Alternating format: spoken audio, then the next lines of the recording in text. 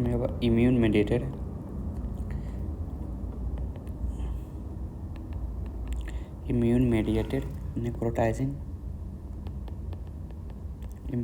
नेक्रोटाइजिङ मायोप्याथी पढ्न गइरहेको छौँ। मायोप्याथी आइएमएनएम के हुन्छ यसमा? यो भनेको हाम्रो auto distinct type autoimmune myopathy हो। अटो इम्युन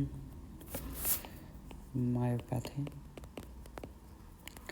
के हुन्छ यसमा? हाम्रो सिभियर नेक्रोसिस हुन्छ। Severe muscle necrosis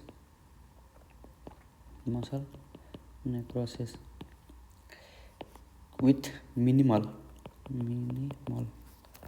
or non-inflammatory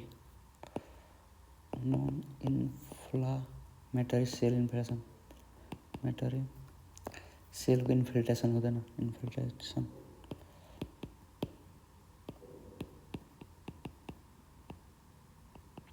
यसमा अटो एन्टिबडी भन्छ। यसमा स्पेसिफिक के हुन्छ? यसमा स्पेसिफिक अटो एन्टिबडी भन्छ। स्पेसिफिक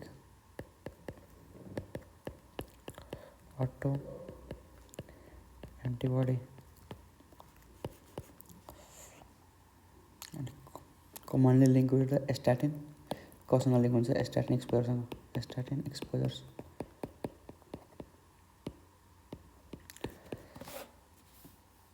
इन दिस यसको प्याथोफिजियोलोजी हाम्रो के हुन्छ? प्याथोजेनेसिस कस्तो हुन्छ?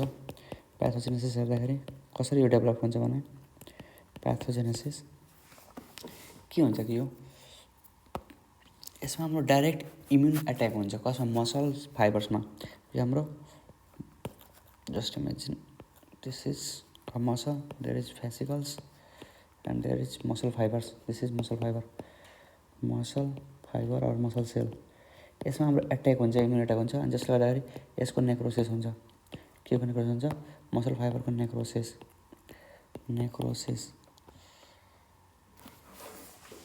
अनि यसमा हाम्रो क्रोनिक इन्फ्लामेसन हुन्छ। Not chronic inflammation, chronic inflammation हुन्न। इन्फ्लामेसन हुँदैन। के हुन्छ? कस्तो एन्टिबडी यसमा बन्छ? हाम्रो एन्टिबडी बन्ने भनेको HMG को रिडक्टेज एन्टिबडी बन्छ। यो कता पाउँछ भने हाम्रो यो भनेको हाम्रो स्ट्याटिन इन्ड्युसले गर्दा हुन्छ। स्ट्याटिन इन्ड्युस्ड केसमा देखिन्छ। अर्को हाम्रो भनेको कस्तो एन्टिबडी बन्छ? अर्को हाम्रो anti signal recognize particle SRP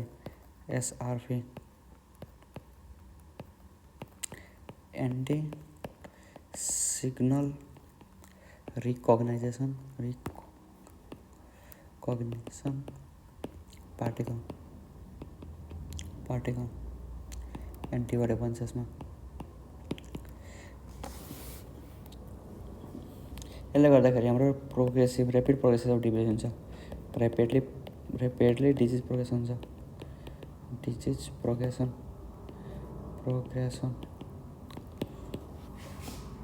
सिभिरिटीसँग related छ यो। सिभियर केसमा हुन्छ। अनि यसमा हाम्रो थर्ड प्याथोजेनेसिसमा के हुन्छ? यसको पोइन्टमा कि हाम्रो मिनिमल एकदम less amount of or no involvement absent के हुन्छ हाम्रो? Or absent inflammatory cells cell infiltration हुन्छ। एन्ड के हुन्छ कि हाम्रो यसमा यसको हाम्रो बायोप्सी मसल बायोप्सी हेऱ्यो भने त्यसको हिस्टोलोजी और माइक्रोस्कोपी देखिन्छ।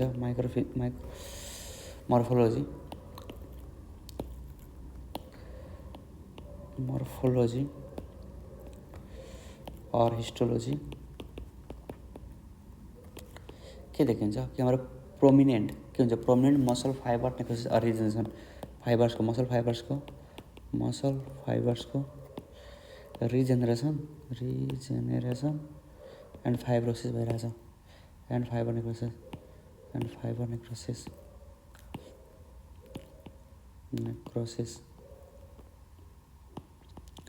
एन्ड रिजेनेरेसन।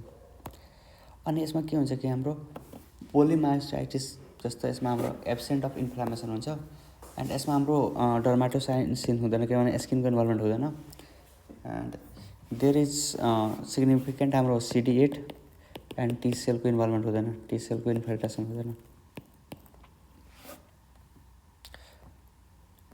इन अटो इम्युनमा हाम्रो यो सबै अब हाम्रो के हुन्छ कि हाम्रो regarding this is all about the immune mediated necrotizing. Now we are going to discuss about polymyositis. This is also included in the antibody mediated or immune mediated polymyositis. यो पनि इम्युन मेडिएटेड इन्फ्लामेटरी मायोप्याथी हो। Immune mediated यसलाई यो पोलिमायोसाइटिसलाई अहिले हाम्रो immune mediated inflammatory मायोप्याथीमा राखेको छ। पहिला हामी इन्फ्लामेटरीमा राखेका थियौँ। इन्फ्लामेटरी मायोप्याथी के गर्छ यो प्राइमरी स्केलेटल मसललाई हाम्रो एफेक्ट गर्छ। केले एफेक्ट गर्छ? प्राइमरी स्केलेटल मसललाई नै एफेक्ट गर्छ। अनि यसमा के हुन्छ यसको क्राइटेरिया के छ भने हाम्रो यो प्रोग्रेसिभ हुन्छ,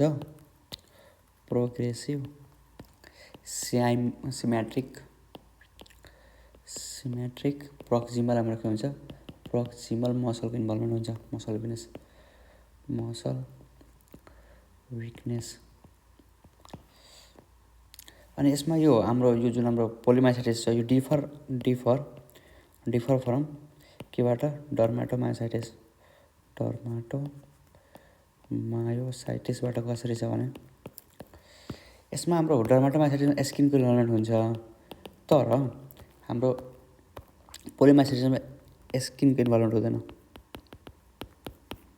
नट इन्भल्भ।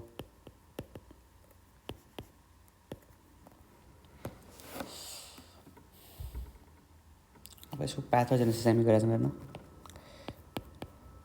प्याथोजेनेसिसमा के हुन्छ कि हाम्रो यो अटो इम्युन प्याथोजेनेसिस यसमा के हुन्छ कि हाम्रो प्राइमरी CD8 सेल एन्ड हाम्रो साइटोटक्सिक टी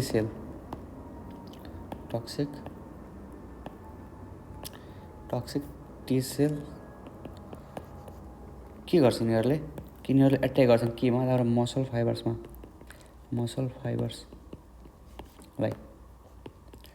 फाइबर्सलाई एट्याक गर्छन्।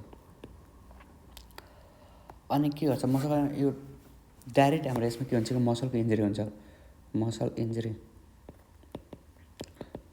इन्जुरी भएपछि के हुन्छ कि हाम्रो इन्डोमाइसियल यो मसलको हाम्रो बाहिरी लेयरमा हाम्रो के हुन्छ इन्डोमाइसियम हुन्छ। इन्डोमाइसियम यो चाहिँ कभरिङ अफ सार्कोलेमा हो। Sarcolemma covering of sarcolemma.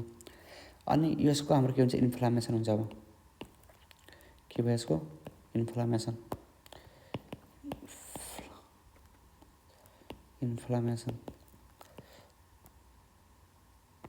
अनि यसले गर्दाखेरि के हुन्छ हाम्रो इन्डोमाइसियल।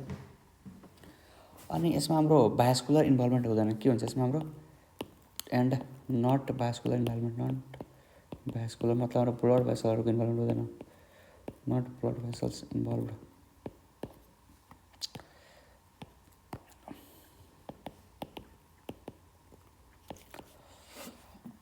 हाम्रो डर्माटोमायोसाइटिसमा हाम्रो भइरहेको थियो।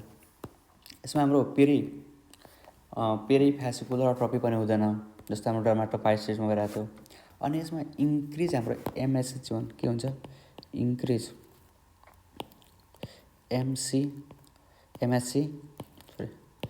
MHC1 के हुन्छ एक्सप्रेसन बढी हुन्छ, एक्सप्रेसन इन्क्रिज हुन्छ एक्सप्रेसन कहाँ हुन्छ एक्सप्रेसन अन मसल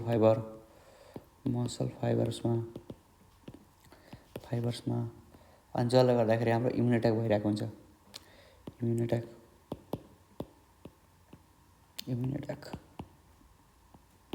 हुन्छ।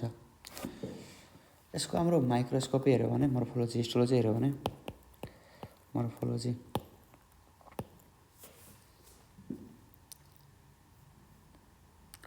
के हुन्छ कि हिस्टोप्याथोलोजीमा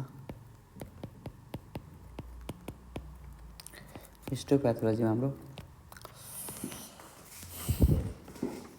इन्डोमाइसियममा हाम्रो मोनोन्युक्लियर इन्फिल्ट्रेसन हुन्छ इन्फ्लामेटरी सेलको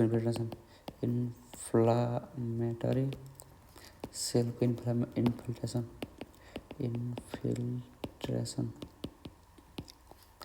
मेनली कस्तो CD8 and cytotoxic T cell and macrophage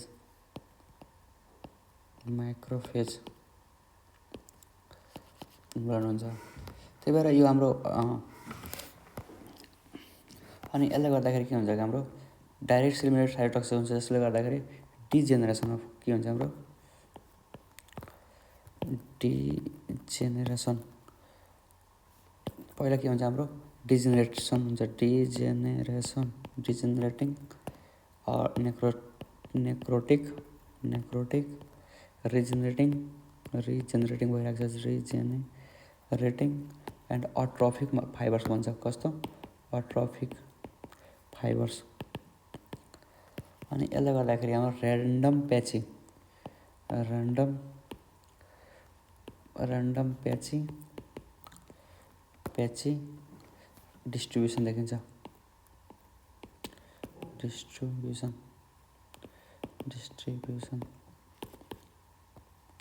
अनि यसमा हाम्रो डर्माटोसाइटिसमा के हुन्छ पेरी फ्यासिकुलर अट्रोफी हुन्छ तर यसमा हुँदैन। अब क्लिनिकल फिचरतिर गएर चाहिँ हाम्रो के को पोलिमायोसाइटिसको क्लिनिकल फिचर्स के हुन्छ क्लिनिकल फिचरमा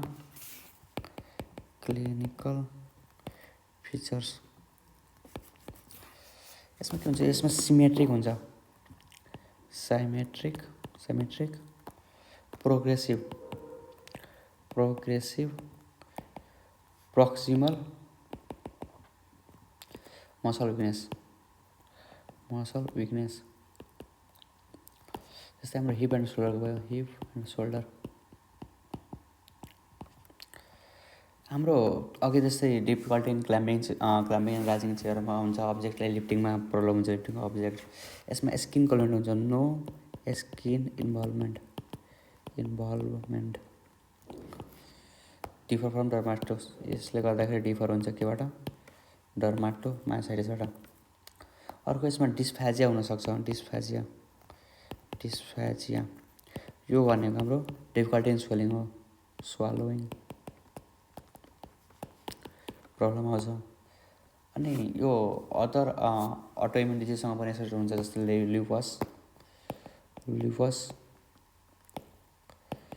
ल्युपस स्क्लेरोडर्मा यो डिजिजहरूको अटो एन्टिबडीसँग पनि एसोसिएट हुनसक्छ auto antibody disease this is all regarding this polymyositis and now we are going to discuss regarding inclusion body other disease inclusion body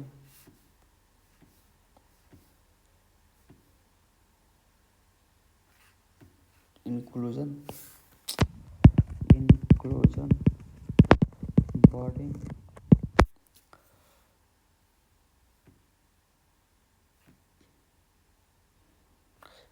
body myositis के हो inclusion body myositis भनेको यो पनि हाम्रो common inflammatory मायोप्याथी हो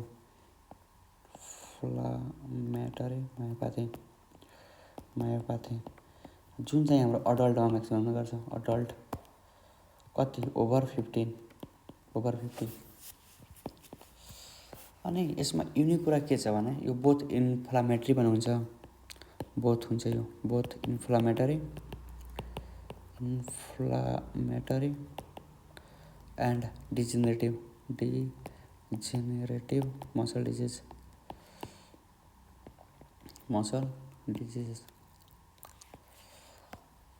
यो चाहिँ हाम्रो स्लोली प्रोग्रेसिभ डिजिज हो। स्लोली प्रोग्रेसिभ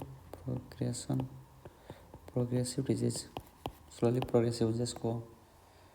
अनि यो चाहिँ हाम्रो distal and proximal muscle weakness गर्छ। यो डिसअर्डरले के गर्छ हाम्रो proximal and distal muscle disorder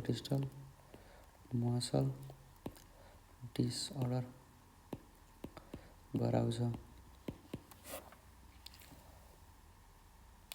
अब यसको हाम्रो प्याथोजेनेसिस हेर्दाखेरि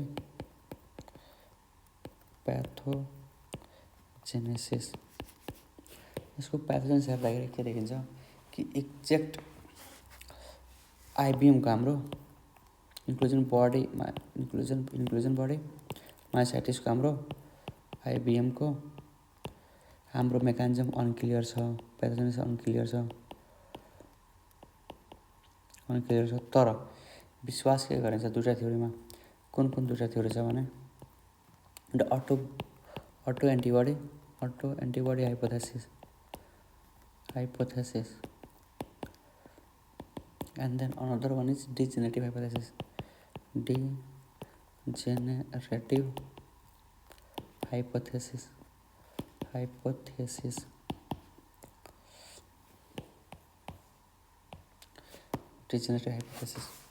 के हुन्छ कि हाम्रो अटो एन्टिबडी हाइपोथेसिसमा कि यो के भन्छ सिमिलर टु मायोसाइटिस जस्तो हुनसक्छ। यसमा CD8 सेल एन्ड टी सेलको इन्भल्भमेन्ट हुनसक्छ भने मसल फाइबरमा अट्याक गर्छन्। Muscle fibre but in the degenerative हाइपोथेसिसमा के हुन्छ कि एबनर्मल प्रोटिन एग्रिगेसन हुन्छ। कस्तो एबनर्मल प्रोटिन एग्रिगेसन अनि यो भएपछि के हुन्छ कि हाम्रो मसल फाइबर ड्यामेज हुन्छ। Neuro damage similar to the neurodegenerative disease जस्तो ड्यामेज अफ मसल फाइबर्सको ड्यामेज हुन्छ। यो दुईवटा मानेर छुट्टिन्छ। के छ यसको हाम्रो हिस्टोलोजी हेर्दाखेरि माइक्रोस्कोपी मर्फोलोजी के हुन्छ कि यसमा इन्डोमाइसियल इन्फ्लामेसन हुन्छ।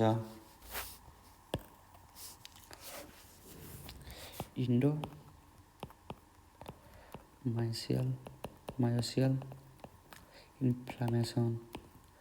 इन्फ्लामेसन CD8 अनि टी सेलको इन्भल्भमेन्ट हुन्छ टी सेल।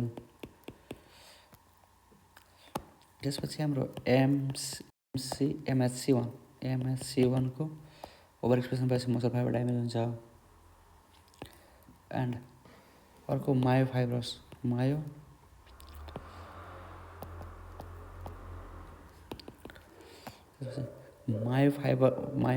नेक्रोसिस एन्ड रिजेनेरेसन हुन्छ।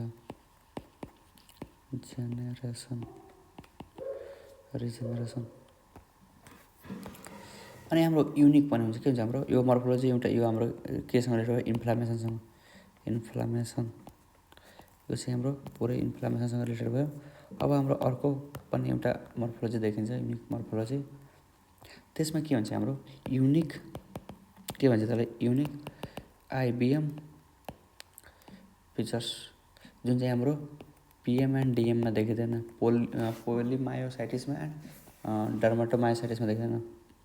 अनि यो चाहिँ हाम्रो के भन्छ यो सिमिलर हुन्छ पोलिमायोसाइटिस एन्ड डर्माटोमायोसाइटिससँग। अब हाम्रो यसमा युनिक के देखिन्छ त्यसमा हाम्रो रिमिड भ्याक्युल्स देखिन्छ। रिमिड भ्याकुल्स यो स्मल्स भ्याकुल हो जुन चाहिँ ग्रानुलर म्याटर्सले बनेको हुन्छ एट द इड्जमा पाउँछ। त्यसपछि के हुन्छ हाम्रो यो टुबुलो फिलामेन्टस इन्क्लुजन देखिन्छ। टुबुलो फिलामेन्टस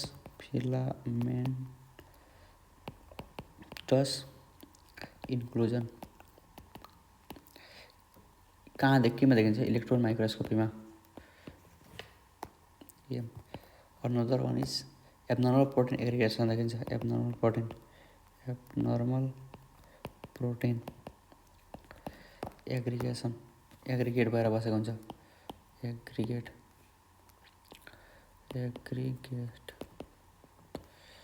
जुन चाहिँ हाम्रो के हुन्छ? एउटा हाम्रो बिटा एमालोइड्स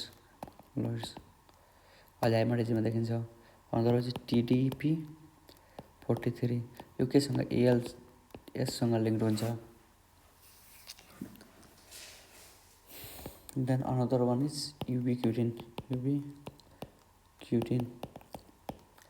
यो चाहिँ हाम्रो न्युरोजेनेसिटी जस्तो इम्प्याक्ट गर्छ। त्यसपछि क्रोनिक मसल ड्यामेजको साइन देखिन्छ हाम्रो युबिक्युटिनमा। हाम्रो के हुन्छ? क्रोनिक मसल ड्यामेजको साइन देखिन्छ। क्रोनिक मसल ड्यामेजको साइन देखिन्छ।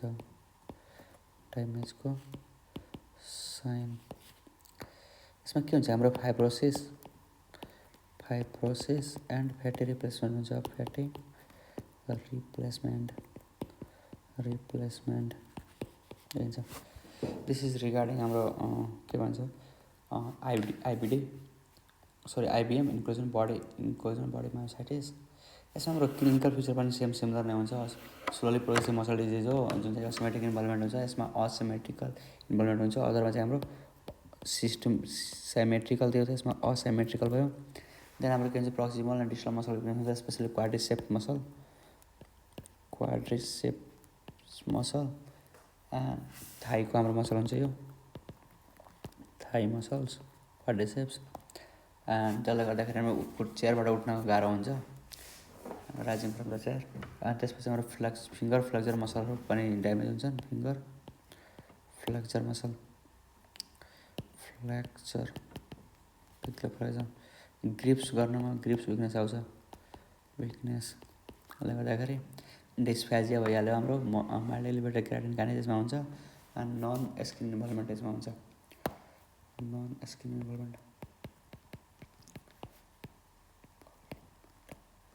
Non-skin involvement.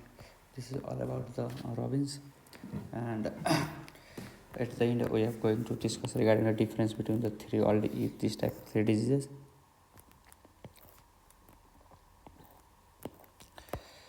In these diseases, age onset, then muscle weakness. First of all, this is IBM. This is polymyositis, and this is one as dermatodium. So in the difference age of onset more than 15, this is 30 to 60, and this is any age children and adults. Regarding muscle weakness muscle weakness के हुन्छ? यसमा प्रक्सिमल plus distal के हुन्छ? यसमा asymmetrical हुन्छ। तर यो हाम्रो दुईटामा proximal and symmetric muscle involvement. Inflammatory cell कस्तो हुन्छ? इन्फ्लामेटरी सेल्स यसमा मेरो CD8 सेल प्लस T सेलको इन्भल्भमेन्ट हुन्छ। बट क्रोनिक चेन्ज हुन्छ यसमा। क्रोनिक चेन्ज इन दिस polymyositisमा के हुन्छ? CD8 plus T cell, but not chronic involvement. And then here is CD4 plus T cell, and also perivascular involvement. After that, हाम्रो rimmed vacuum हाम्रो rimmed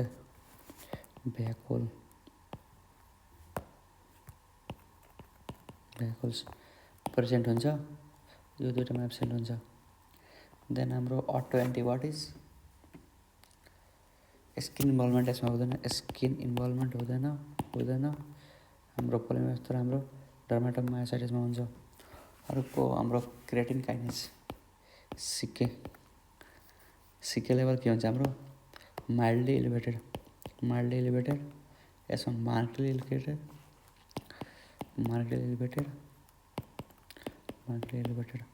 These are the some common differences of regarding the all three diseases, inflammatory diseases. In the further discussion, we are going to discuss regarding toxic myopathy in coming videos, and we have discussed inherited disease. This is toxic reminder is common regarding the statin. We have also already discussed on the some other drugs like coliquin, hydroquinone. We have discussed in detail about in this topic. So I am ending this lecture and coming to the next video.